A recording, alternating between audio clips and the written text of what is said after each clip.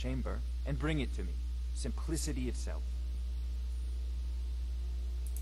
An old tomb built by the ancient Nords, perhaps dating back to the Dragon War itself. Ah, maybe you just want to know how to get there. It's near Riverwood, a miserable little village a few miles south of here. I'm sure some of the locals can point you in the right direction once you get there.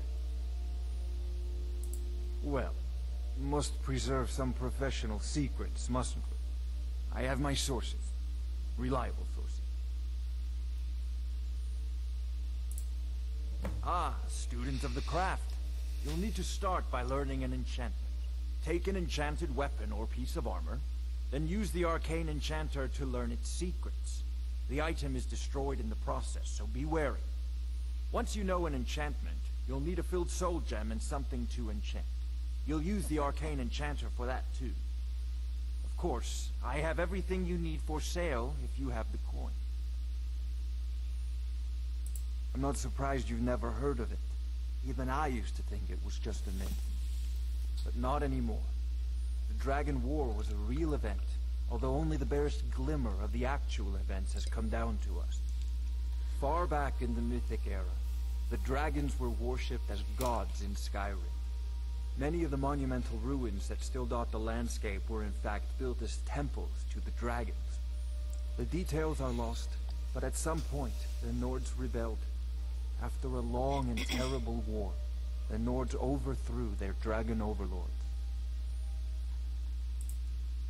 Oh no, many were killed, of course, but many survived into historical times. Why, this very palace was built by one of Valgroof's ancestors to hold a captive dragon. Hence its name, Dragon's Reach. I believe I am, yes. Technically speaking, of course. The city is also home to a priest, priestess, an alchemist, and I'm sure others who practice. Ah, that reminds me. Speaking of alchemists, I have some frost salts for Arcadia. She asked me to obtain them for one of her potions. Would you be so kind as to deliver the frost salts for me? I'm sure Arcadia will provide some form of recompense. Good. You're clearly better suited than I am to carry out such a menial task. A prospective student, are you? Well, I'm afraid I'm not much good at teaching. You should try your luck at the College of Winterhold. Sadly, no. My work affords me few opportunities for such an adventure. Perhaps some hero will bring one to Dragon's Reach, like old Olaf one I once did. What a fascinating conversation that would be. I'll put it simply, so you'll understand. I advise the Jarl in matters of magic. If the Hold is faced with any threats or mysteries of a magical nature, I am called upon to explain things and suggest a course of action.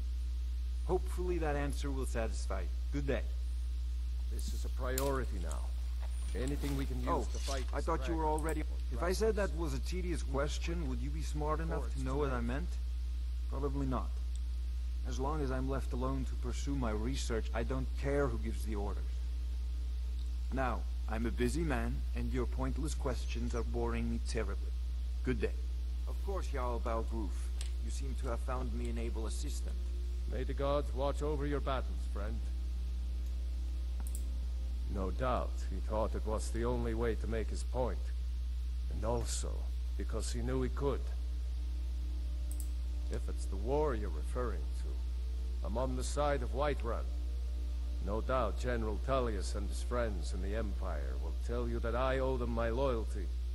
And perhaps I do.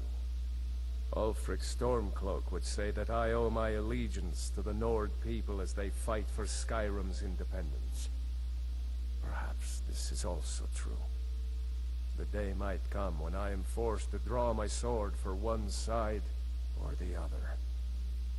But that day has not come yet. With good planning and constant vigilance. Even now, my court wizard, FARENGAR, continues his research into ways we might drive back these terrors. We must also have ample reserves of water to combat the fires that will surely spread after an attack. But our greatest weapon? Courage.